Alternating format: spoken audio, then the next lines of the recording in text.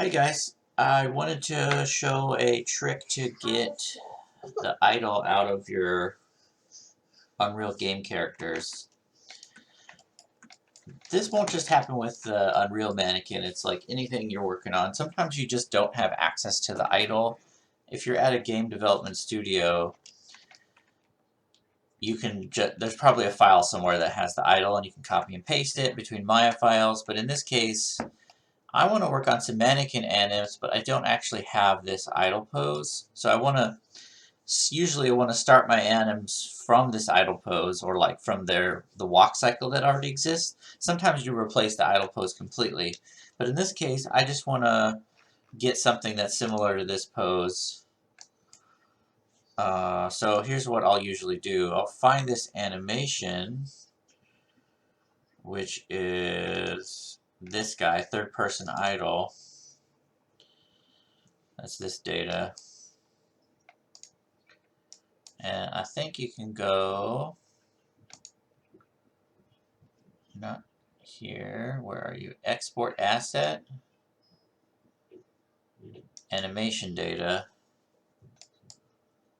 desktop, save it. It's saving as FBX, export. Then I'll go, I'm going to create reference because it's easy for me to get rid of it later and control the data better. You could just import it if you wanted. Third person idle.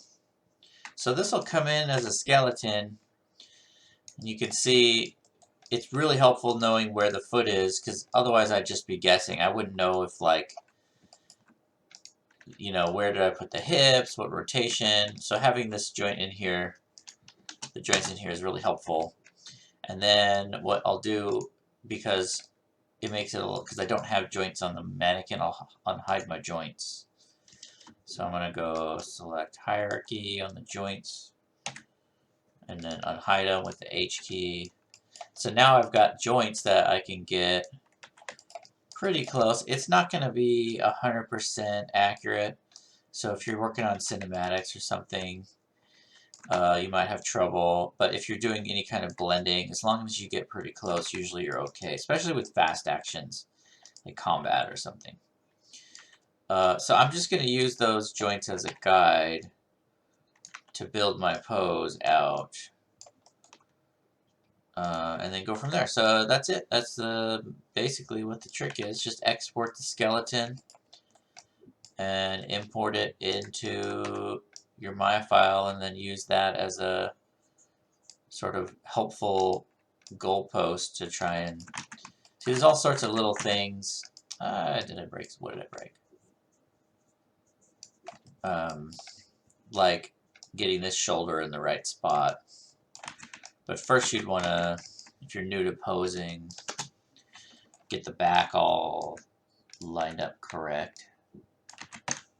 Let's see what, I'm not super familiar with this rig.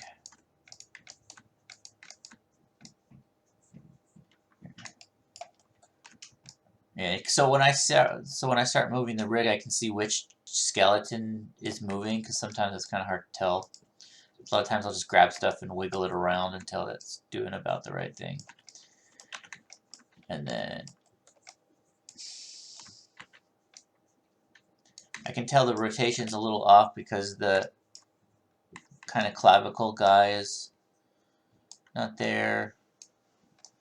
Make sure that's kind of lined up. It's not perfect, but we're getting pretty close. The closer you get with this, the less trouble you're going to have when you're doing like animation blending and other fun stuff. But I'm mainly using the joint position to figure it out, because the joint's the thing that gets exported and the thing that positions all the meshes.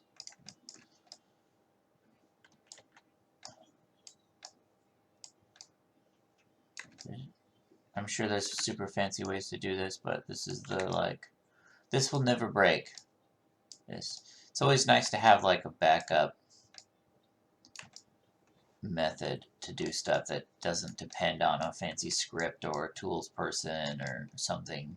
You can just jump in and just do it. Okay, I think you guys get the idea.